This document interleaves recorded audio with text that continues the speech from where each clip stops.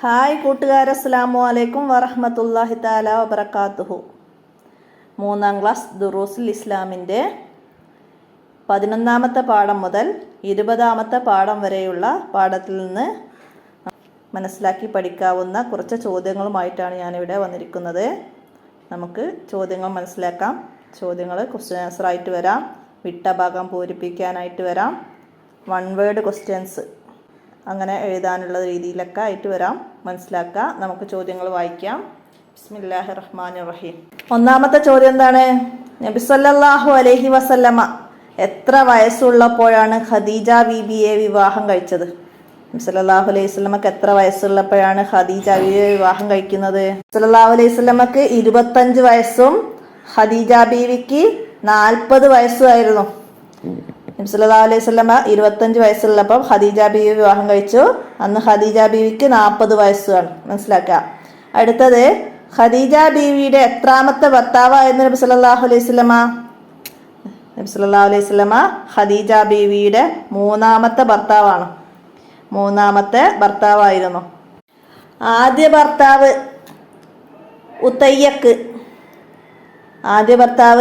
ഉത്തയ്യക്കായിരുന്നു. 2ാമത്തെ ഭർത്താവ് അബൂഹാലത്ത്. അവർ രണ്ടുപേരും മരണപ്പെട്ടു. പിന്നീട് 3ാമതാണ് നബി സല്ലല്ലാഹു അലൈഹി വസല്ലമ വിവാഹം ചെയ്യുന്നത്. മനസ്സിലാക്കുക. നബി സല്ലല്ലാഹു അലൈഹി വസല്ലമ വിവാഹം കഴിക്കുമ്പോൾ ഖദീജ ബീവിക്ക് എത്ര വയസ്സ് പ്രായമുണ്ടായിരുന്നു? നമ്മൾ നേരത്തെ പറഞ്ഞ് ഇവിടെ ചോദ്യമുള്ളത് ഞാൻ കണ്ടിട്ടില്ലായിരുന്നു. അപ്പോൾ ഖദീജ ബീവിക്ക് 40 വയസ്സുണ്ടായിരുന്നു.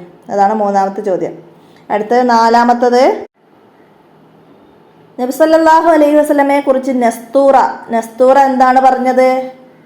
നസ്തൂറ പറഞ്ഞു, ഈ മരച്ചുവട്ടിലിരിക്കുന്നത് പ്രവാചകൻ തന്നെയാണെന്ന്. ഈ മരച്ചുവട്ടിലിരിക്കുന്നത് പ്രവാചകൻ തന്നെയാണ്. ആരാണ് നസ്തൂറ? പുരോഹിതനായിരുന്നു. ഒരു പുരോഹിതനാണ് നസ്തൂറ. മനസ്സിലാക്കുക. അദ്ദേഹം നബി സല്ലല്ലാഹു അലൈഹി വസല്ലമയെ കാണുകയും അദ്ദേഹം പറഞ്ഞു, ഈ മരച്ചുവട്ടിലിരിക്കുന്നത് പ്രവാചകൻ തന്നെയാണെന്ന്. അടുത്ത 5ാമത്തെ, ഖദീജ ബീവി നബി സല്ലല്ലാഹു അലൈഹി വസല്ലമയെ വിവാഹം ആലോചിക്കാൻ കാരണമെന്ത്? എന്തായിരുന്നു കാരണം? നബി സല്ലല്ലാഹു അലൈഹി വസല്ലമയുടെ മഹത്വം മനസ്സിലാക്കിയാണ് ഖദീജ ബീവി നബി സല്ലല്ലാഹു അലൈഹി വസല്ലമയെ വിവാഹം ആലോചിക്കാൻ തീരുമാനിച്ചത്. മനസ്സിലാക്കുക. നബി സല്ലല്ലാഹു അലൈഹി വസല്ലമയുടെ മഹത്വം മനസ്സിലാക്കിയാണ്. അടുത്തത്, നബി സല്ലല്ലാഹു അലൈഹി വസല്ലമയെ വിവാഹം ചെയ്യുമ്പോൾ ഖദീജ ബീവിക്ക് എത്ര മക്കളുണ്ടായിരുന്നു? 5 കുട്ടികളുണ്ടായിരുന്നു അവർക്ക്. ആ 2 വിവാഹത്തിലായിട്ട് 5 കുട്ടികളുണ്ടായിരുന്നു. അടുത്തത്, കച്ചവട യാത്രക്കിടയിൽ മൈസറ കണ്ട അത്ഭുതം. മൈസറത്ത് കണ്ട അത്ഭുതം എന്തായിരുന്നു? അൽ അമീനിന് മുകളിൽ മേഘം തണൽ വിരിച്ചിരിക്കുന്നു. മൈസറ കണ്ടത്. മനസ്സിലാക്കുക. ആരായിരുന്നു മൈസറ? ഖദീജ ബീവിയുടെ ഭൃത്യനാണ് മൈസറ. അപ്പൊ അത് വൺ വേർഡ് ക്വസ്റ്റ്യൻ ആയിട്ട് എങ്ങനെ വരിക? ഖദീജ ബീവിയുടെ ഭൃത്യൻ. ടിക്ക് ചെയ്യാൻ വരും. മൈസറത്ത്, നസ്തൂറ, ഉത്തയ്യക്ക്. ഇതിൽ ആരാണ് ഖദീജ ബീവിയുടെ ഭൃത്യൻ?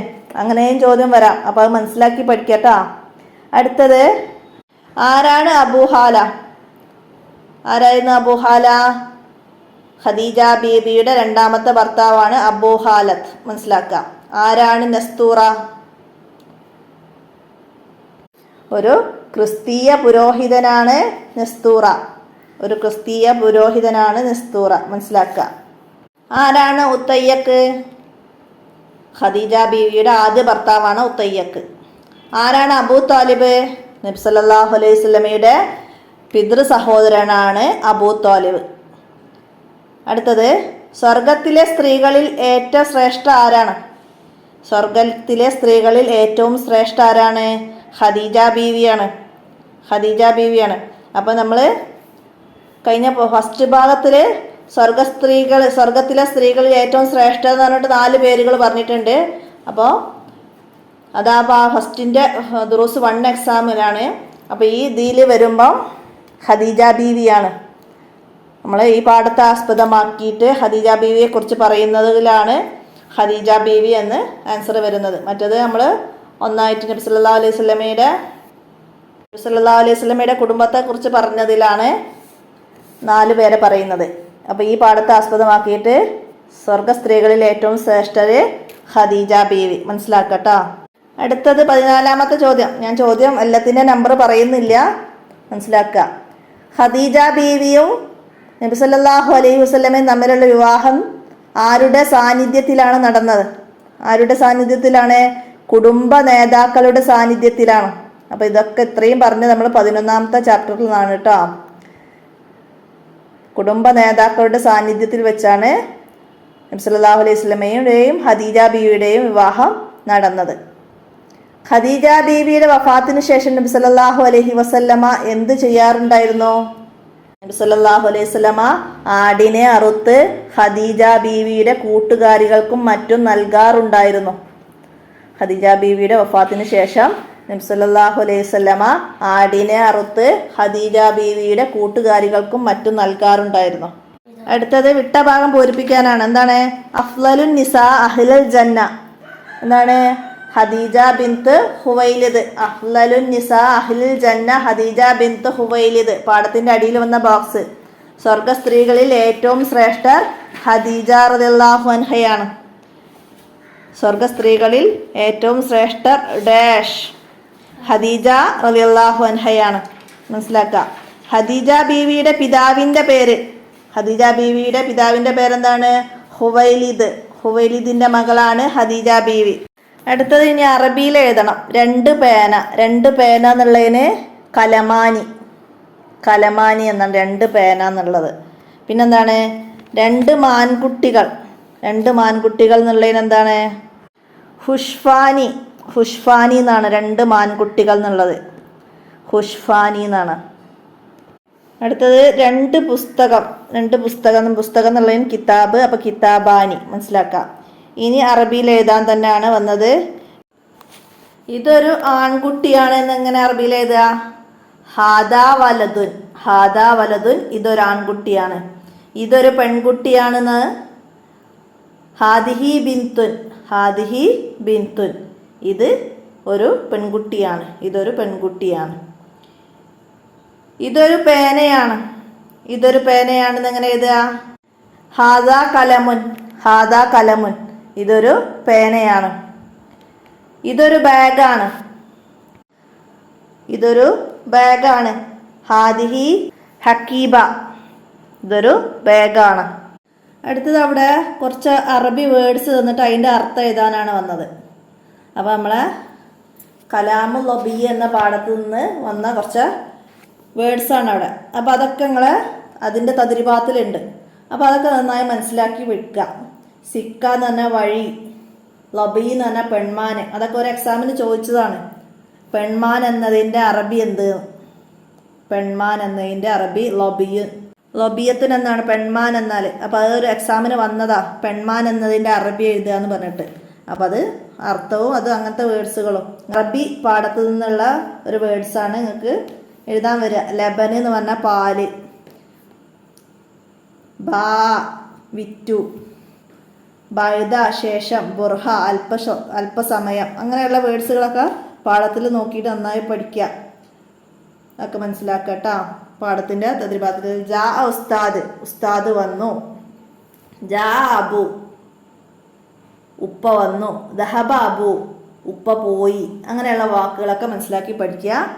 ഏതെങ്കിലും 1-2 അറബികൾ എന്തായാലും നിങ്ങൾക്ക് വരുന്നതാണ്.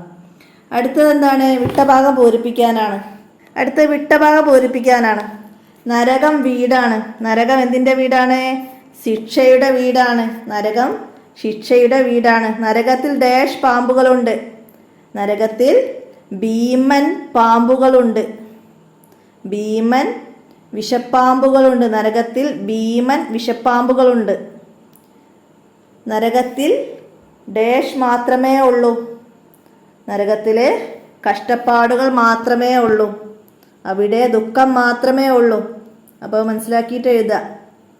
അടുത്തതാ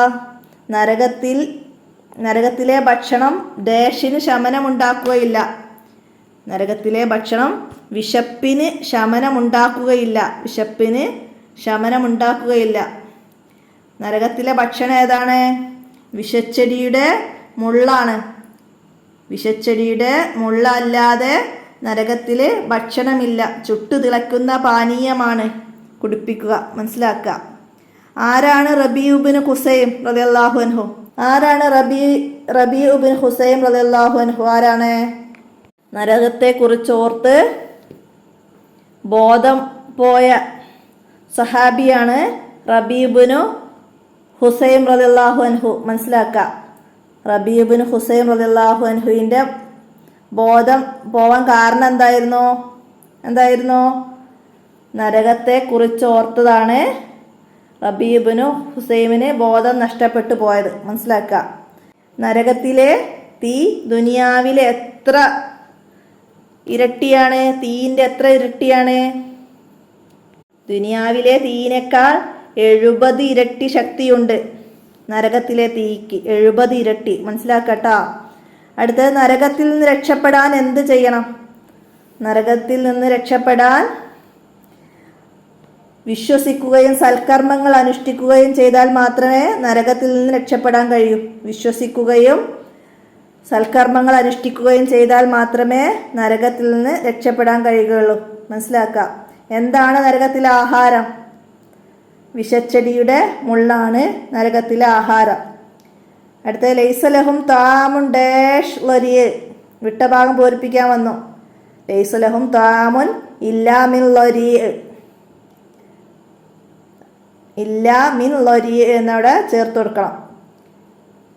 അതിൻ്റെ അർത്ഥം എന്താണ്? വിഷച്ചെടിയുടെ മുള്ളല്ലാതെ അവർക്ക് ആഹാരമില്ല. മനസ്സിലാക്കുക. അടുത്തത്, അൽ മുഅ്മിനൂന ലിൽ മുഅ്മിനു ഡാഷ് കൽ ബുന്യാൻ. അൽ മുഅ്മിനു ലിൽ മുഅ്മിൻ കൽ ബുന്യാൻ. സത്യവിശ്വാസികൾ ഒരു കെട്ടിടം പോലെയാണ്. അടുത്തതാ, ലാ യുഅ്മിൻ അഹദുക്കും ഡാഷ് മാ യുഹിബ്ബു ലിനഫ്സിഹി. എന്താണ് അവിടെ? ലാ യുഅ്മിനു അഹദുക്കും ഹത്താ യുഹിബ്ബ ലി അഹീഹി മാ യുഹിബ്ബു ലിനഫ്സിഹി. തനിക്കിഷ്ടപ്പെടുന്നത് തൻ്റെ സഹോദരന് വേണ്ടിയും ഇഷ്ടപ്പെടുന്നത് വരെ ഒരാളും സത്യവിശ്വാസിയാവുകയില്ല. അർത്ഥവും മനസ്സിലാക്കി പഠിക്കുക. വിട്ടഭാഗം പൂരിപ്പിക്കാനുള്ള രീതിയിൽ മനസ്സിലാക്കി പഠിക്കുക. അടുത്തത്, സഹാബികൾ അക്രമികളുമായി പോരടിച്ചത് എവിടെ വെച്ചായിരുന്നു? യർമൂക്ക് യുദ്ധഭൂമിയിലാണ് സഹാബികൾ അക്രമികളുമായി പോരടിച്ചത്. ആരാണ് അവിടെ ദാഹിക്കുന്നവർക്ക് വെള്ളവുമായി ഓടി നടന്നത്? യർമൂക്ക് യുദ്ധഭൂമിയിൽ ആരാണ് വെള്ളവുമായി ഓടി നടന്നത്? ആരായിരുന്നു? ഹുദൈഫ റളിയല്ലാഹു അൻഹു ആണ്. പേര് മനസ്സിലാക്കുക. ഇക്രിമ റളിയല്ലാഹു അൻഹു വെള്ളം ആർക്ക് കൊടുക്കാനാണ് ആവശ്യപ്പെട്ടത്? ഇക്രിമ റളിയല്ലാഹു അൻഹു അയ്യാസ് റളിയല്ലാഹു അൻഹുവിന് വെള്ളം കൊടുക്കാൻ ആവശ്യപ്പെട്ടു. ഇക്രിമ അയ്യാസിന് വെള്ളം കൊടുക്കൂന്ന് പറഞ്ഞു. മനസ്സിലാക്കുക. അതുപോലെ ആർക്കാണ് ഹുദൈഫ വെള്ളപാത്രവുമായി ആരുടെ അടുത്തേക്കാണ് ഹുദൈഫ വെള്ളപാത്രവുമായി ആദ്യം എത്തുന്നത്? ഹാരിസ റളിയല്ലാഹു അൻഹുവിൻ്റെ അടുത്തേക്കാണ്. അത് മനസ്സിലാക്കുക. ഹാരിസ ഇക്രിമക്ക് കൊടുക്കാൻ പറയുന്നു. ഇക്രിമ അയ്യാസിന് കൊടുക്കാൻ പറയുന്നു. മനസ്സിലാക്കുക. അടുത്തത്, അള്ളാഹു ആരെയാണ് പ്രശംസിച്ചത്? സ്വന്തം ആവശ്യത്തെക്കാൾ മറ്റുള്ളവരുടെ ആവശ്യത്തിന് മുൻഗണന നൽകുന്നവരെ അള്ളാഹു പ്രശംസിച്ചിട്ടുണ്ട്. സ്വന്തം ആവശ്യത്തെക്കാൾ മറ്റുള്ളവരുടെ ആവശ്യത്തിന് മുൻഗണന നൽകുന്നവരെ അള്ളാഹു താല പ്രശംസിച്ചിട്ടുണ്ട്. മനസ്സിലാക്കുക. സത്യവിശ്വാസിക്ക് ചേരാത്ത ഒരു ദുർഗുണം എഴുതുക. എന്താണ് സത്യവിശ്വാസിക്ക് ചേരാത്ത ദുർഗുണം? സ്വാർത്ഥത. അത് സത്യവിശ്വാസിക്ക് ചേർന്നതല്ല. സ്വാർത്ഥത ആർക്കാണ് ചേരാത്തത്? സത്യവിശ്വാസിക്ക്. മനസ്സിലാക്കുക. അടുത്തത്, സഹാബികൾ ഡാഷിൽ പോലും തൻ്റെ സഹോദരന് പരിഗണന നൽകി. എപ്പോഴാണ്? സഹാബികള് മരണവേളയിൽ പോലും തൻ്റെ സഹോദരന് പരിഗണന നൽകി. അവിടെ മരണവേളയിൽ എഴുതുക. മനസ്സിലാക്കുക. അടുത്തത്, ഇവ വ്യക്തമാക്കുക.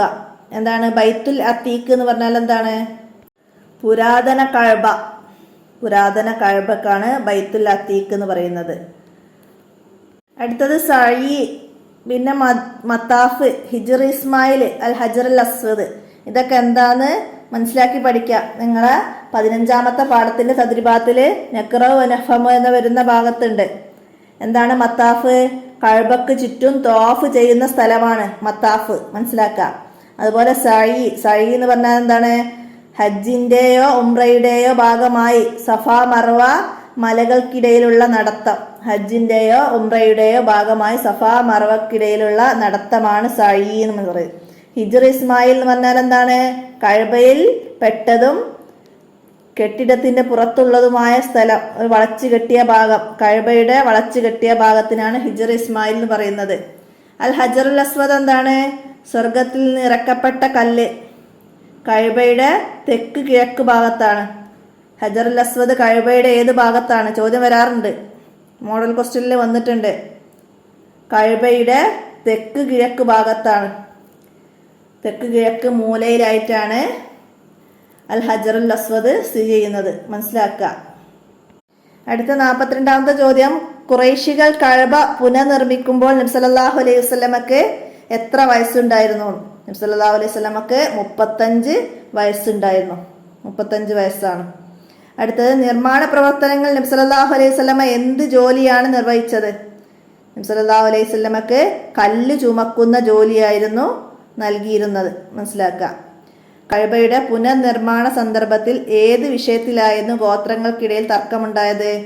അൽ ഹജറുൽ അസ്വദ് ആര് യഥാസ്ഥാനത്ത് വെക്കും എന്ന കാര്യത്തിലായിരുന്നു ഗോത്രങ്ങൾക്കിടയിൽ തർക്കമുണ്ടായിരുന്നത്.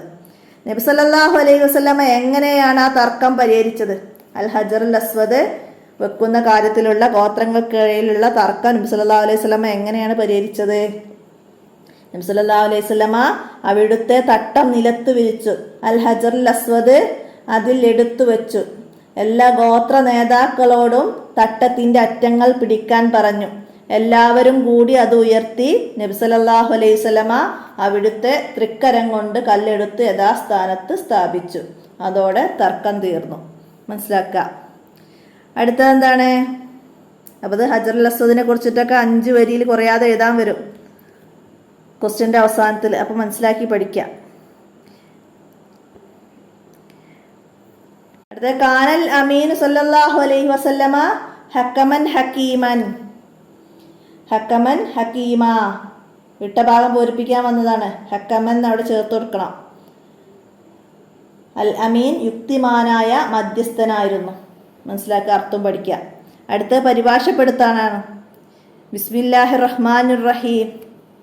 നിങ്ങൾക്ക് 16ാമത്തെ പാഠം ഫാത്തിഹയായിരുന്നു വന്നത്.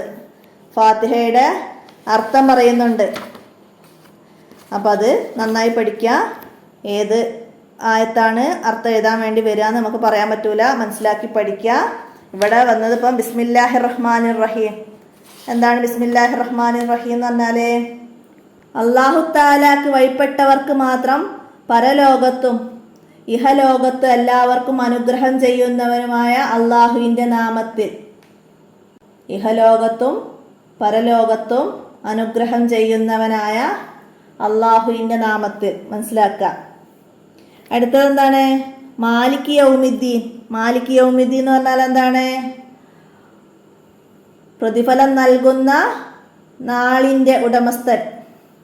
പ്രതിഫലം നൽകുന്ന നാളിൻ്റെ ഉടമസ്ഥൻ. ഇഹ്ദിന സിറാത്തൽ മുസ്തഖീം, ഞങ്ങൾക്ക് നേരായ മാർഗം കാണിച്ചു തരണമേ. ഇഹ്ദിന സിറാത്തൽ മുസ്തഖീം, ഞങ്ങൾക്ക് നേരായ മാർഗം കാണിച്ചു തരണേ. റഹ്മാൻ. റഹ്മാൻ എന്ന് പറഞ്ഞാൽ എന്താണ്? ഇഹലോകത്ത് എല്ലാവർക്കും അനുഗ്രഹം ചെയ്യുന്നവൻ. റഹ്മാൻ എന്ന് പറഞ്ഞാൽ ഇഹലോകത്ത് എല്ലാവർക്കും അനുഗ്രഹം ചെയ്യുന്നവൻ. ആമീൻ. ആമീൻ പറയും ഫാത്തിഹ ഓതി കഴിഞ്ഞിട്ട്. എന്താണ്? ഞങ്ങളുടെ പ്രാർത്ഥനയ്ക്ക് ഉത്തരം നൽകണമേ. ഞങ്ങളുടെ പ്രാർത്ഥനയ്ക്ക് ഉത്തരം നൽകണമേ എന്നാണ്. അടുത്തത് എന്താണ്? സ്വർഗത്തിലെ വാഹനങ്ങൾ എങ്ങനെയുള്ളതാണ്? സ്വർഗത്തിലെ വാഹനം എങ്ങനെയുള്ളതാണ്?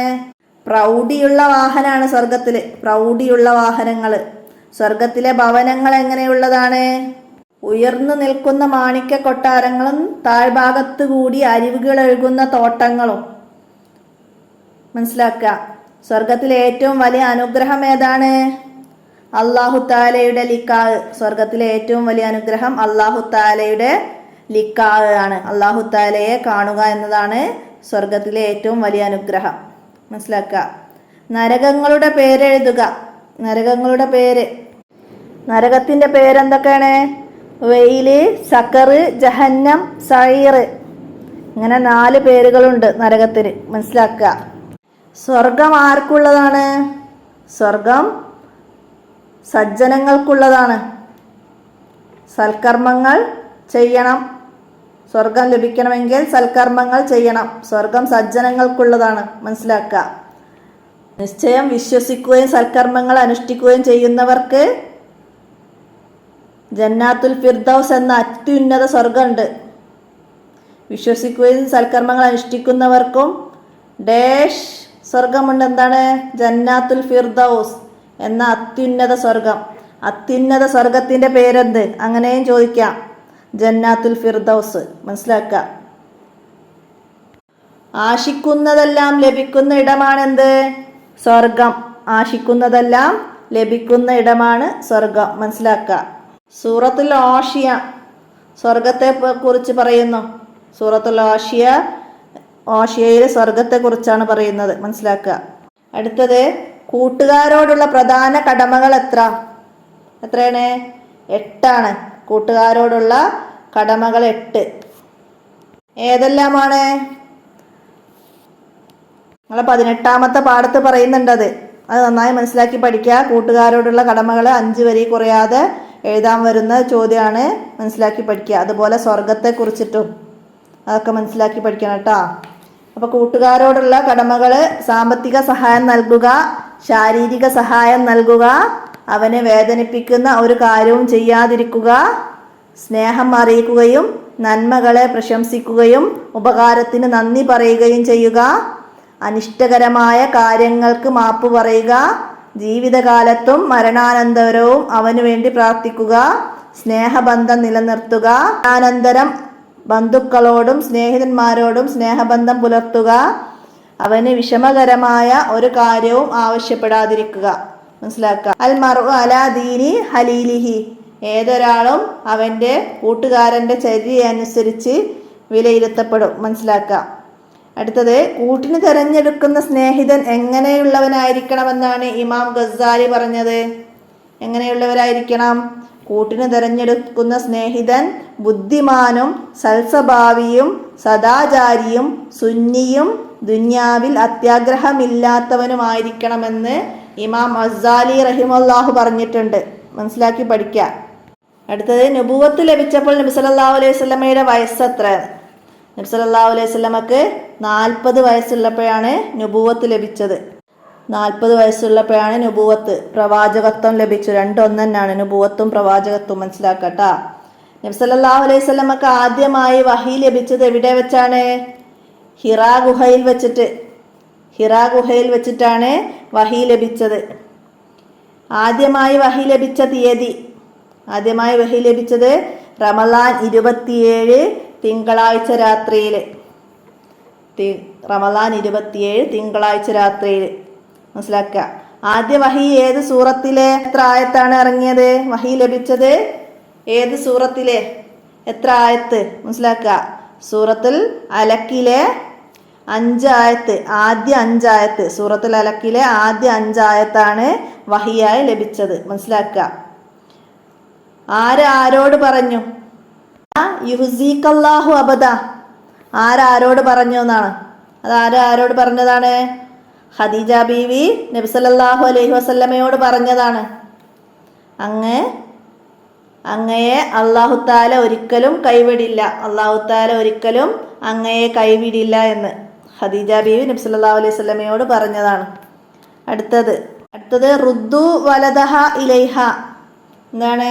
ഇതിൻ്റെ കുഞ്ഞിനെ തിരിച്ചു കൊടുക്കൂ, തിരിച്ചു നൽകൂ എന്നാണ് റുദ്ദു വലദഹ ഇലൈഹ എന്ന് പറഞ്ഞാൽ. കുരുവിയുടെ കുഞ്ഞുങ്ങളെ സഹാബികൾ പിടിക്കുന്നു. അപ്പം നബി സല്ലല്ലാഹു അലൈഹി വസല്ലമ പറഞ്ഞതാണ് റുദ്ദു വലദഹ ഇലൈഹ, അതിൻ്റെ കുഞ്ഞുങ്ങളെ തിരിച്ചു നൽകൂ എന്ന്. മനസ്സിലാക്കുക. അടുത്തത് എന്താണ്? അറബിയിൽ എഴുതണം. ഞങ്ങൾ നബി സല്ലല്ലാഹു അലൈഹി വസല്ലമയുടെ കൂടെ ഒരു യാത്രയിലായിരുന്നു. എന്താണ് അറബിയിൽ എഴുതാ എങ്ങനെ? കുന്നാ മഅൻ നബി സല്ലല്ലാഹു അലൈഹി വസല്ലമ ഫീ ശഫരിൻ. കുന്നാ മഅൻ നബി സല്ലല്ലാഹു അലൈഹി വസല്ലമ ഫീ ശഫരിൻ. ആ അവസാന പാഠത്തില് തദ്രിബാത്തിൽ വന്നിട്ടുണ്ട് അത്. അപ്പോൾ മനസ്സിലാക്കട്ടാ. അതുപോലെ അതിൻ്റെ കുട്ടിയെ തിരിച്ചു നൽകൂ. നമ്മൾ നേരത്തെ പറഞ്ഞ റുദ്ദു വലദഹ ഇലൈഹ, അതിൻ്റെ കുട്ടിയെ തിരിച്ചു നൽകൂ. അപ്പോൾ ഒക്കെ മനസ്സിലാക്കുക. ഇത്രയാണ് നമ്മൾ ഈ മോഡൽ ക്വസ്റ്റ്യനിൽ വന്നത്. അതിൻ്റെ കൂടെ നമ്മൾ പാഠത്തു നിന്നുള്ള കാര്യങ്ങളൊക്കെ പറഞ്ഞിട്ടുണ്ട്. എല്ലാവരും മനസ്സിലാക്കുക. ഈ അവസാനത്തെ പാഠത്തിലുള്ള അറബി മീനിങ്സ് ഒക്കെ ഒന്ന് മനസ്സിലാക്കി വെക്കുക, ഉപകാരപ്പെടുത്തുക എല്ലാവരും. അപ്പോൾ നമുക്ക് ഇന്നത്തെ വീഡിയോ ഇവിടെ അവസാനിപ്പിക്കാം. അപ്പോൾ എല്ലാവരും പാഠഭാഗം നന്നായിട്ട് വായിക്കുക. അപ്പോൾ ഇതിൽ പറഞ്ഞ ചോദ്യങ്ങൾക്കൊക്കെ ആൻസർ, നിങ്ങൾ ചോദ്യം കേട്ട ആൻസർ എഴുതാൻ ശ്രമിക്കുക, എഴുതി പഠിക്കുക. ഇനി കുറച്ച് സമയമേ ഉള്ളൂ. എല്ലാവരും നന്നായി പരിശ്രമിക്കുക. അല്ലാഹു തആല നല്ല വിജയം നൽകുമാറാവട്ടെ എല്ലാവർക്കും. എല്ലാവരും ദുആയിൽ പരസ്പരം ഉൾപ്പെടുത്തുക. അസ്സലാമു അലൈക്കും വറഹ്മത്തുള്ളാഹി വബറകാതുഹു.